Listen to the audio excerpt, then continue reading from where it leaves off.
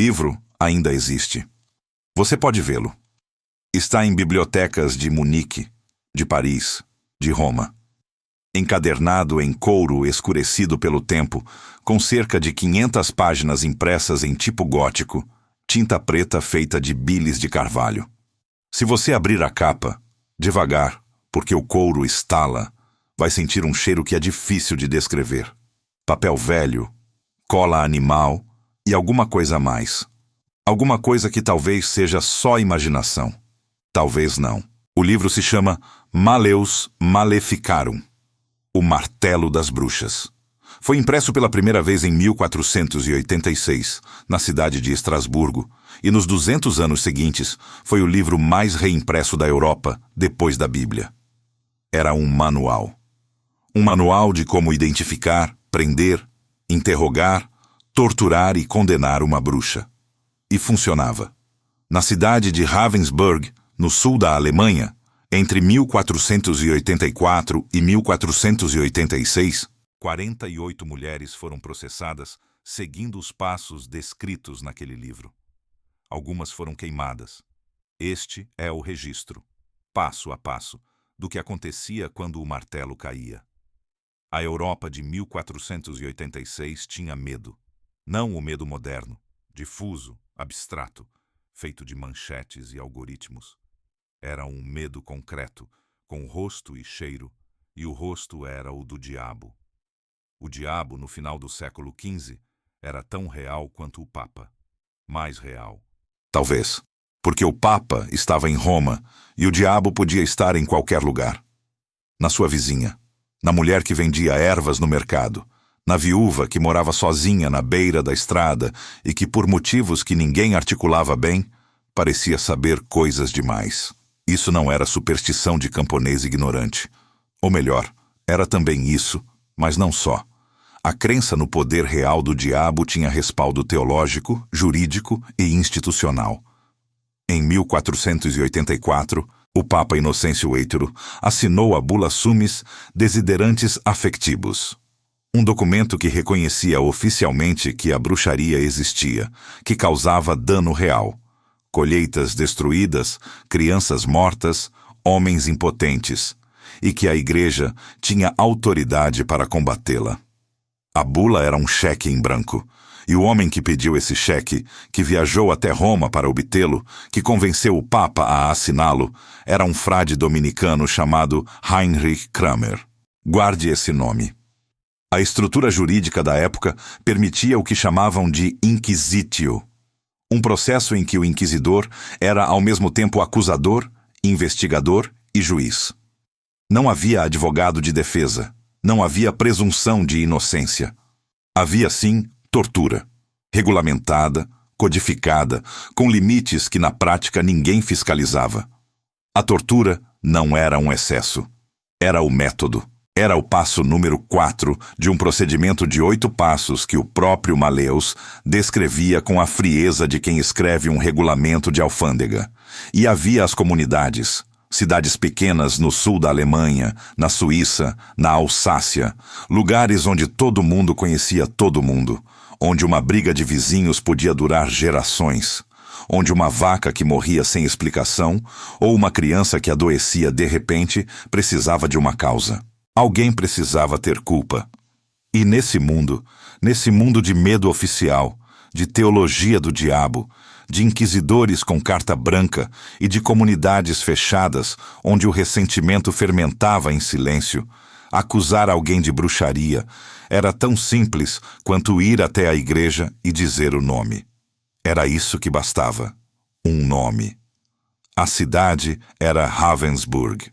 Ficava e fica no sul da Alemanha, perto do Lago de Constança, numa região de colinas verdes, invernos severos e igrejas de pedra que pareciam ter nascido do chão. Em 1486, tinha cerca de 3.000 habitantes. Todo mundo conhecia todo mundo. O mercado era na praça central, embaixo da torre do relógio. As casas tinham paredes de enxaimel, madeira escura e reboco claro. E no inverno, a fumaça das lareiras subia reta, porque o ar era seco e parado. cheirava a lenha, a lã molhada, a cerveja quente. E naquele inverno, cheirava também a medo, porque Heinrich Kramer tinha chegado. Kramer tinha cerca de 55 anos. Era magro, os poucos relatos concordam nisso, com mãos finas de escriba e olhos que não piscavam quando deviam. Falava latim melhor do que alemão, e alemão melhor do que falava com pessoas. Era dominicano. Era inquisidor papal. E tinha acabado de ser humilhado. Um ano antes, em 1485, tinha tentado conduzir um julgamento de bruxaria em Innsbruck, a mando da mesma bula papal. O bispo local, Georg Goltzer, assistiu ao interrogatório e ficou horrorizado. Não com a acusada, com Kramer. O bispo achou os métodos obscenos, as perguntas obsessivas, o foco doentio no corpo feminino. Mandou encerrar o processo. Disse a Kramer que saísse da diocese. Chamou-o, segundo registros da chancelaria episcopal, de senil. E a mulher que Kramer tinha tentado condenar em Innsbruck, a mulher que escapou por causa da intervenção do bispo, se chamava Helena Schöberin. Helena tinha cerca de 50 anos. Era viúva. Tinha alguma propriedade. O suficiente para viver sem depender de ninguém. O que numa cidade daquele tamanho já era motivo de comentário. Tinha um rosto que os registros não descrevem, mas um temperamento que descrevem bem. Helena era o que chamavam de uma mulher de língua afiada. Tinha, publicamente, chamado Kramer de homem mau. Tinha se recusado a fazer confissão com ele. Tinha dito, na frente de testemunhas, que um inquisidor que fazia aquelas perguntas a mulheres não era homem de Deus. Foi o suficiente.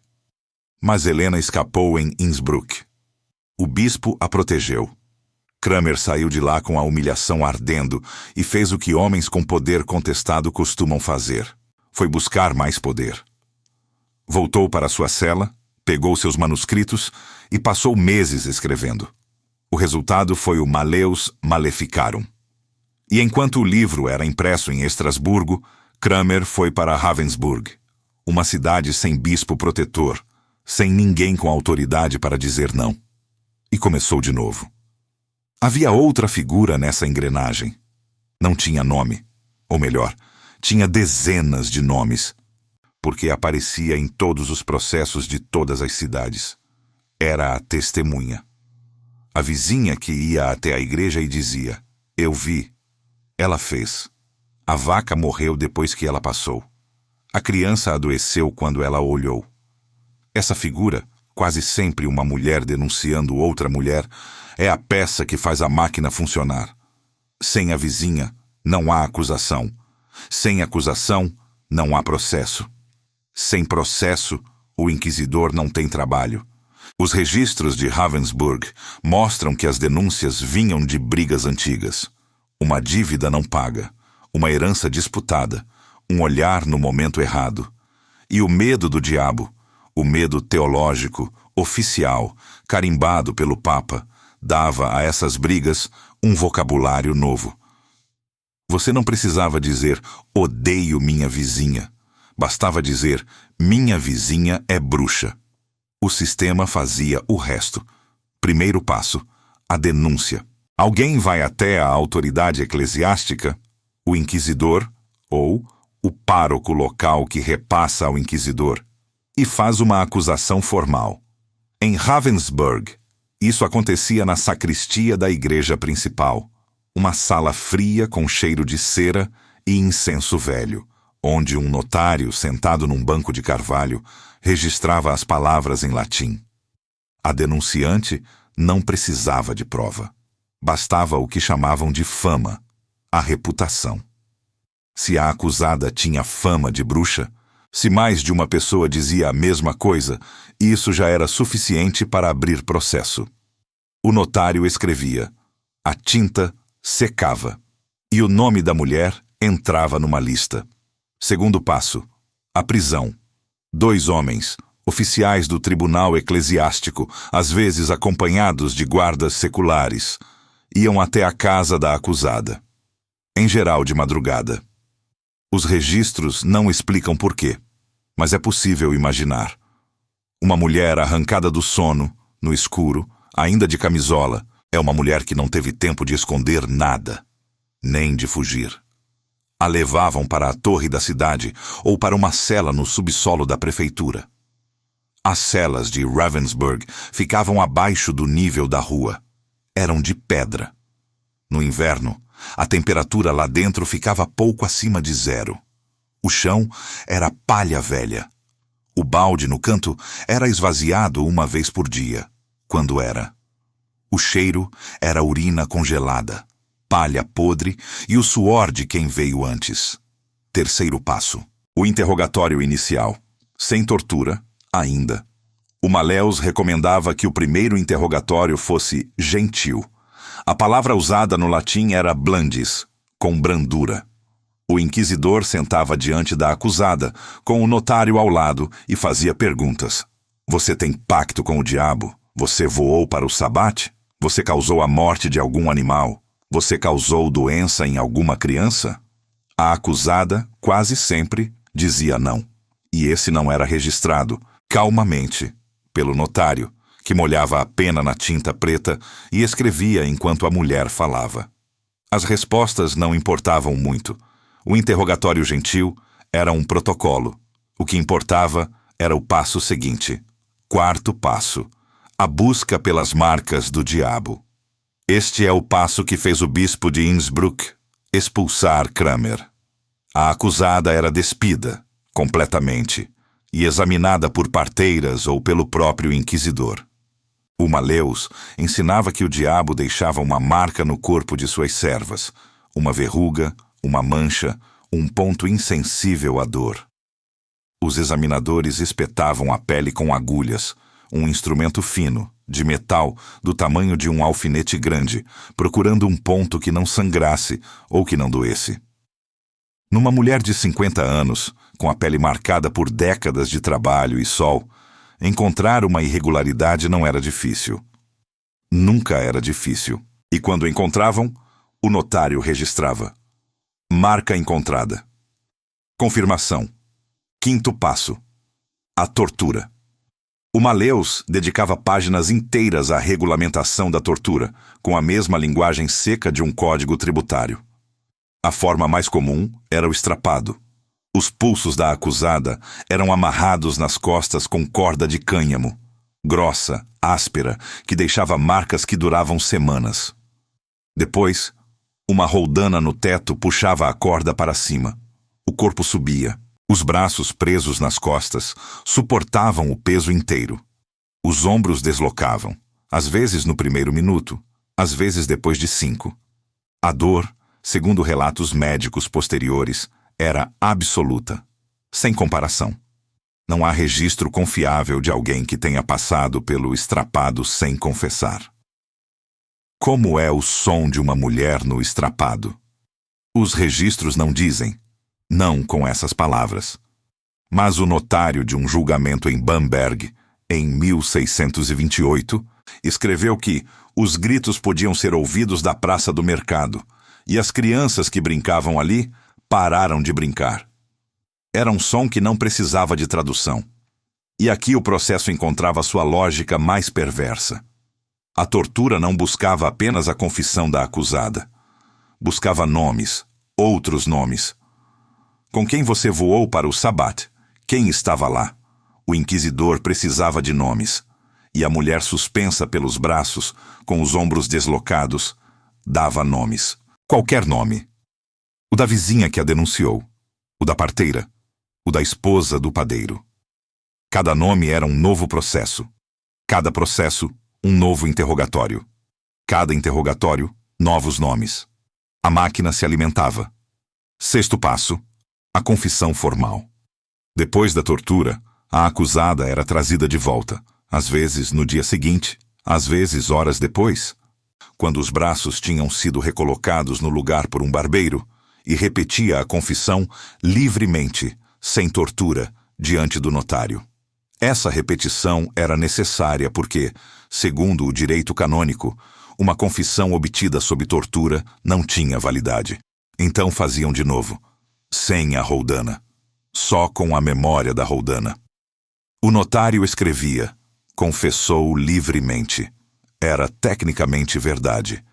Era também, em todo sentido que importa, mentira. 7º passo: o julgamento público.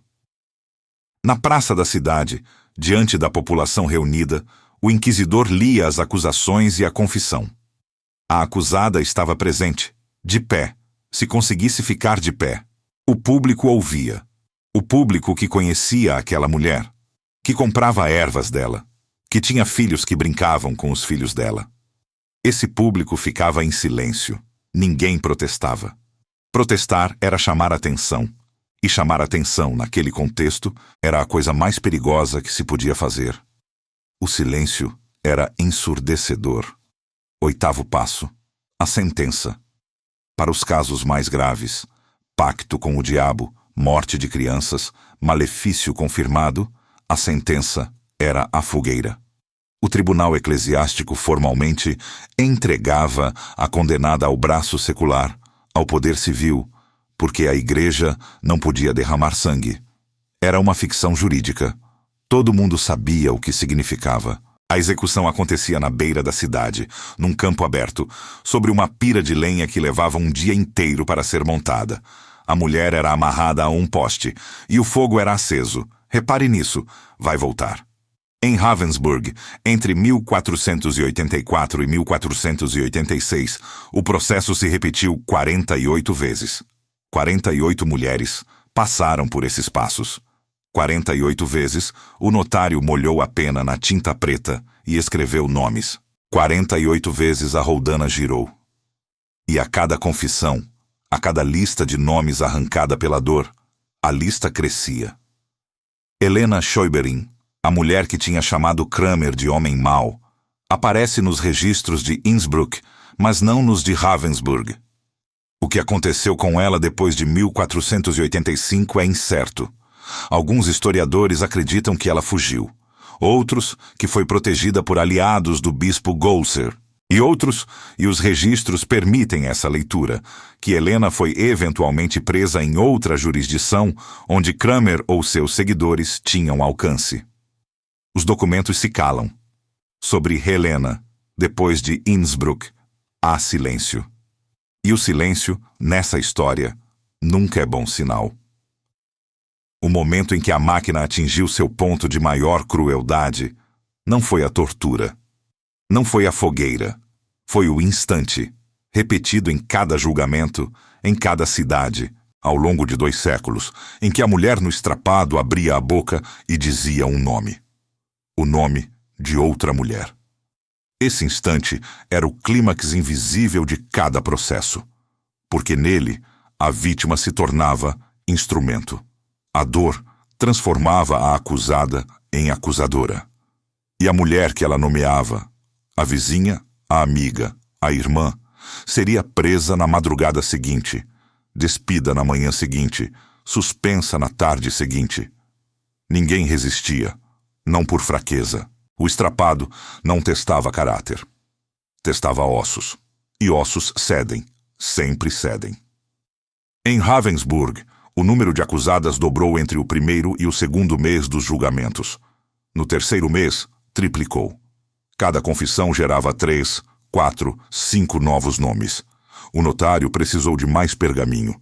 O carcereiro precisou de mais celas. E Kramer tinha o que queria. Tinha a prova de que o diabo era real. Tinha confissões assinadas. Tinha o livro que ensinava como conseguir tudo isso. E o livro estava sendo impresso aos milhares. A confissão era o coração do sistema. Sem ela, não havia condenação. Com ela, não havia defesa. E a tortura garantia que ela sempre viesse. Sempre. O Malleus sabia disso. Kramer sabia disso. O Papa, em Roma, assinando sua bula num escritório aquecido por lareiras e tapeçarias, provavelmente também sabia. O que ninguém escreveu, o que nenhum notário registrou, porque não era parte do processo, era o som que ficava nas celas depois. O som de uma mulher chorando sozinha no escuro, com os ombros destruídos, sabendo que os nomes que tinha dito seriam usados antes do amanhecer. Esse som não está nos arquivos, mas aconteceu. Toda a noite. Em toda a cidade onde o martelo caiu. Nas semanas seguintes às primeiras condenações, Ravensburg mudou. Não de aparência. As casas eram as mesmas. A torre do relógio continuava marcando as horas. O mercado abria às 6 da manhã como sempre. O que mudou foi o som. Ou melhor, a ausência dele. As mulheres pararam de conversar na rua.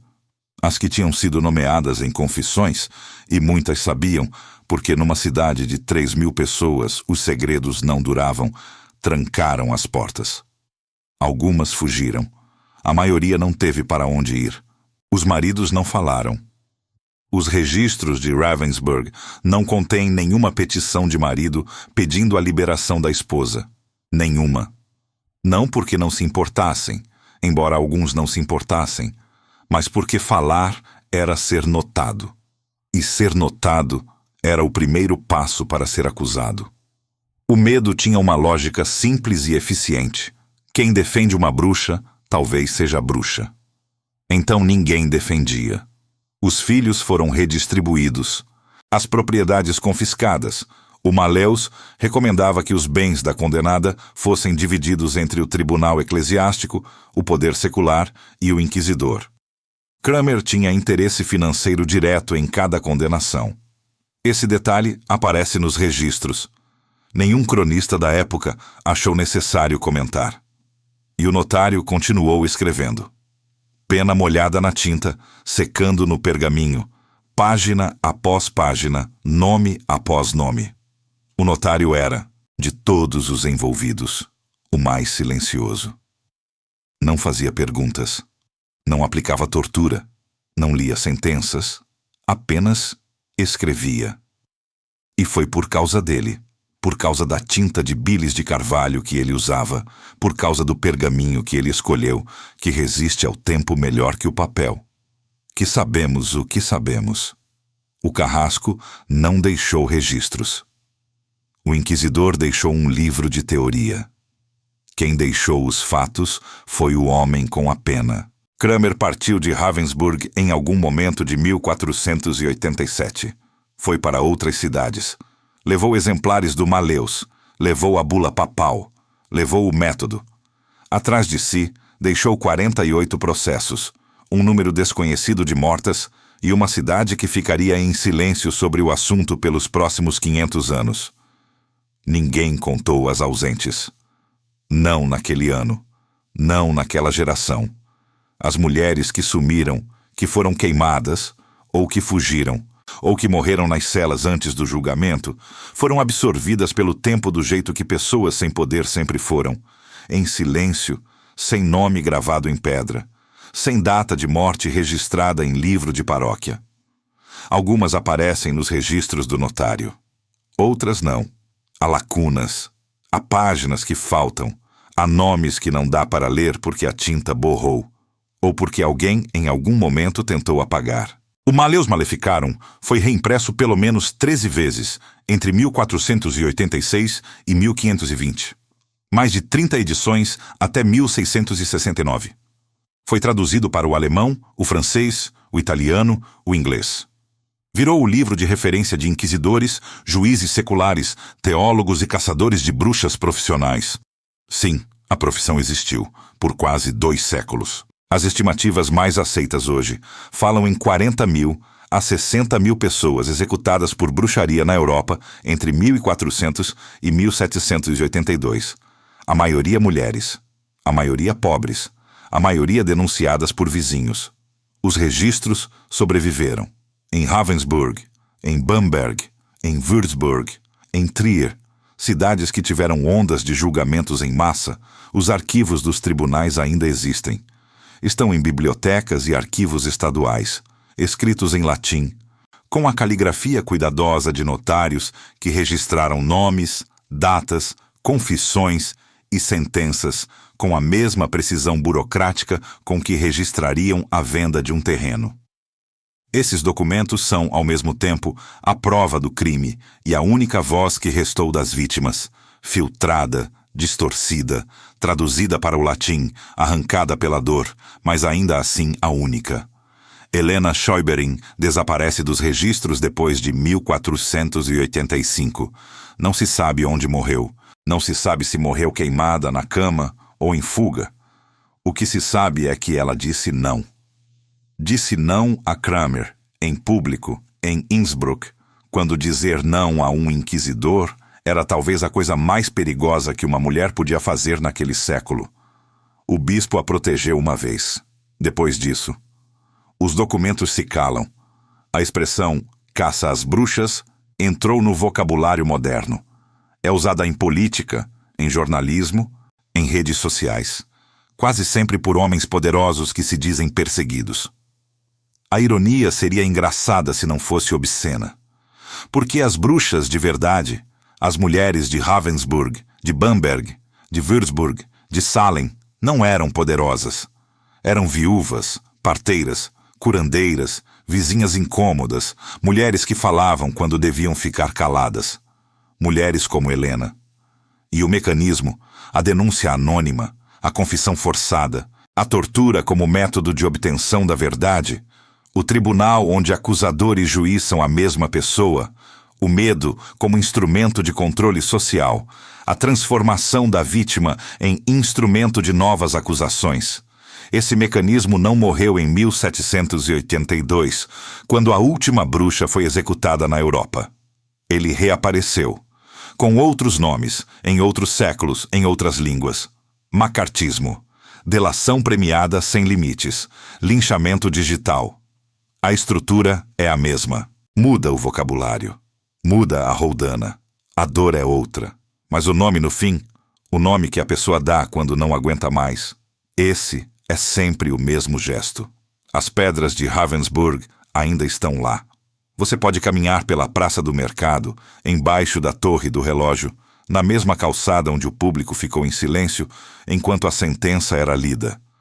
As casas de Enxaimel foram reformadas, pintadas, transformadas em lojas de chocolate e cafés com Wi-Fi. Turistas passam, tiram fotos da torre, não sabem o que aconteceu ali. Não há placa. E o livro, O Maleus Maleficarum, O Martelo das Bruxas, ainda pode ser comprado. Em livrarias, em sebos, na internet. Encadernado em capa moderna, com introdução acadêmica, vendido como curiosidade histórica. Abra a capa. As páginas ainda cheiram a papel velho, a cola, a tempo. E se você ler com atenção, ler as instruções sobre como despir uma acusada, como amarrar os pulsos, como interpretar o silêncio como culpa e o grito como confissão, vai entender uma coisa. O manual funcionou. Funcionou em Ravensburg. Funcionou em Bamberg. Funcionou em toda cidade pequena da Europa, onde um homem com autoridade e um livro na mão encontrou uma mulher sem proteção e uma vizinha disposta a dizer um nome.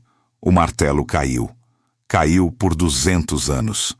E o cheiro daquelas páginas, couro velho, bilis de carvalho e alguma coisa por baixo que o tempo não levou, ainda está lá. Se você quiser, pode abrir o livro e sentir. Mas talvez, só talvez, seja melhor não abrir sozinho.